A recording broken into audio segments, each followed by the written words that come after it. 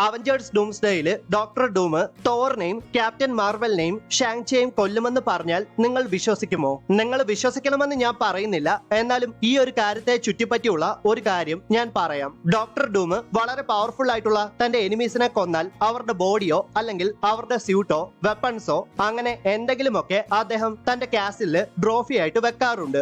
Recent ആയിട്ട് doctor ഡൂമിന്റെ ഒരു first look poster ഇറങ്ങിയിട്ടുണ്ടായിരുന്നു. ആ ഫസ്റ്റ് ലുക്ക് പോസ്റ്ററിൽ ഡോക്ടർ ഡൂമിന്റെ സ്യൂട്ടിൽ അദ്ദേഹം കൊന്ന അല്ലെങ്കിൽ അദ്ദേഹം ഡിഫീറ്റ് ചെയ്ത സൂപ്പർ ഹീറോസിന്റെ ലോഗോസ് നമുക്ക് കാണുവാൻ സാധിക്കും. ഡോക്ടർ ഡൂമിന്റെ വലത്തെ ചെസ്റ്റ് പ്ലേറ്റിൽ ക്യാപ്റ്റൻ മാർവലിന്റെ സ്റ്റാർ ലോഗോ ആണ് നമുക്ക് കാണുവാൻ സാധിക്കുന്നത്.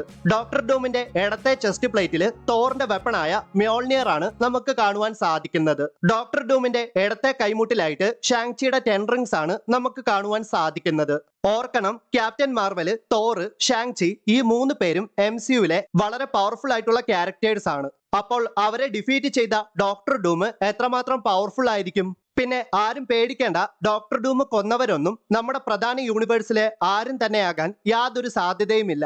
മിക്കവാറും അവരെല്ലാവരും മൾട്ടിവേഴ്സുകളിലെ പല വേരിയൻസ് ആയിരിക്കാം.